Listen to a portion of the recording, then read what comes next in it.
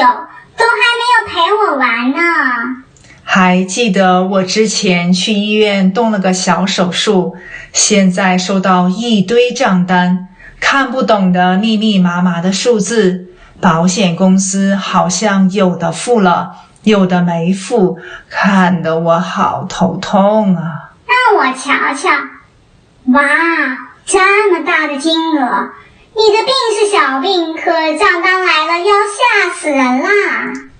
所以我才要仔细检查先，看是否有不合理的地方。据统计，医疗账单 80% 可能会包含错误，我没有必要因为他人的错误而多付出许多本不应该付的费用。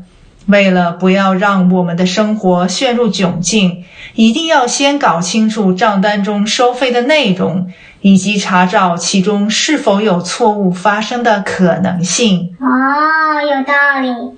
我记得你去医院就诊是3个月前的事情，怎么现在才收到账单啊？那么久的事情谁还记得清啊？医疗账单和其他账单不同，他们需要与保险公司提交索赔，医院的收费程序也各不相同。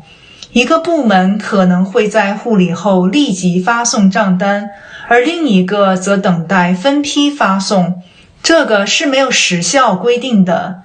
有的可能2个礼拜就收到账单了，有的则会到1年。那账单的收费内容都有什么呀？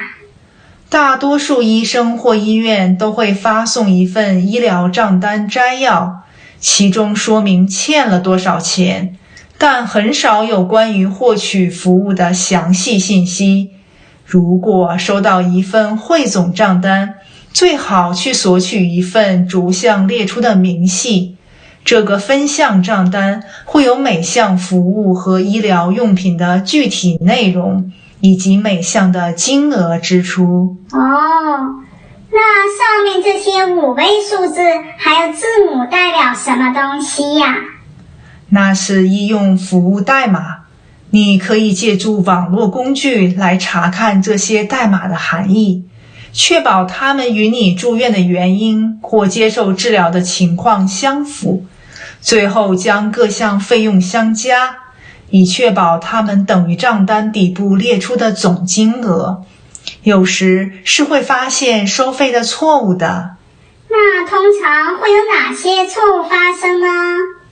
错误的范围从拼写错误的名称到错误的服务代码，重复收费到夸大数量，未接受的治疗，手术时间错误，错误的房费收费，保险问题等。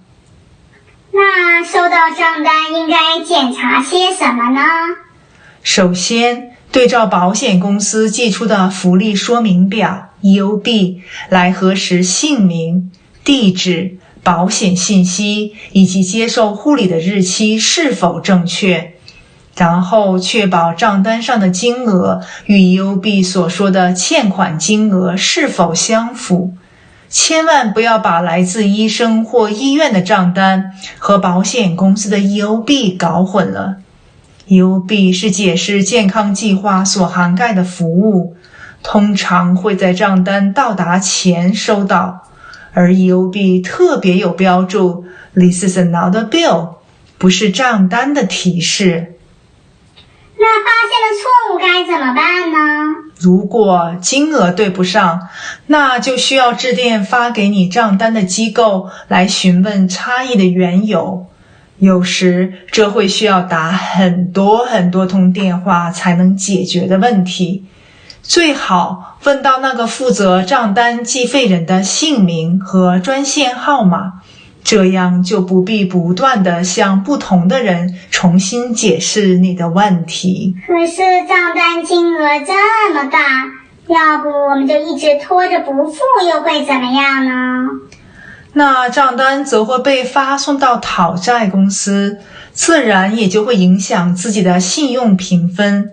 无论是没有及时收到账单，或对账单提出异议还没有得到解决，对付这类公司都要以书面形式申诉，利用他们去核实的时间差，尽快评估账单的准确性，斟酌自己的财务状况，来寻找合适的解决之道。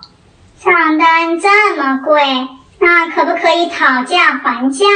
当然可以，医生和医院都希望尽快获得报酬，可以询问是否可以分期付款或一次性结算的折扣，同时也要了解费用的合理价格。这个可以参考 Medicare 在网上的服务代码的价目表，把它乘以 1.5 倍，就是谈判时的基准金额。最后看是否与医院的价格可以达到统一性。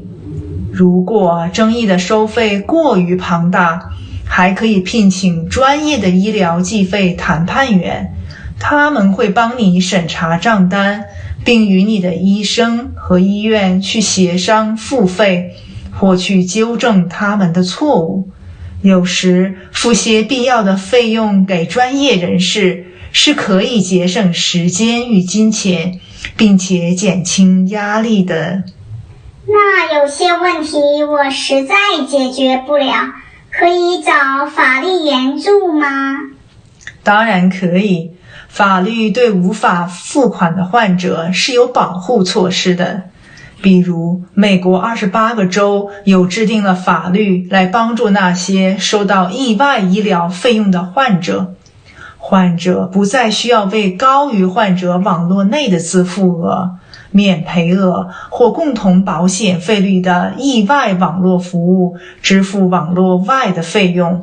所以必要时寻求律师团队的帮助，是维护自己应该拥有的权益。在美国就医的账单金额实在太恐怖了，要怎样做才能预防避免收到这么大笔的账单呢？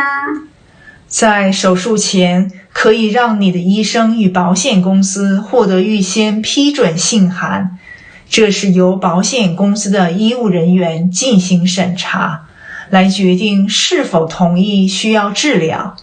如果保险公司同意，你就会受到保护，而且不会贸然被拒绝承保，并最终支付大笔账单的风险。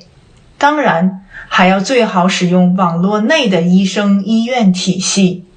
另外，必须要了解自己的医疗保健福利和承保的范围，事前的沟通总好过事后的麻烦。看了这么多数字代码，我都要睡着了。希望你做个好梦，梦到我们下辈子投胎在有钱人家，那就不必为账单烦恼咯。不要下辈子了吧，现在先给我碗炒面吧，吃饱了才能去跟周公下棋呀。是下代码棋吧。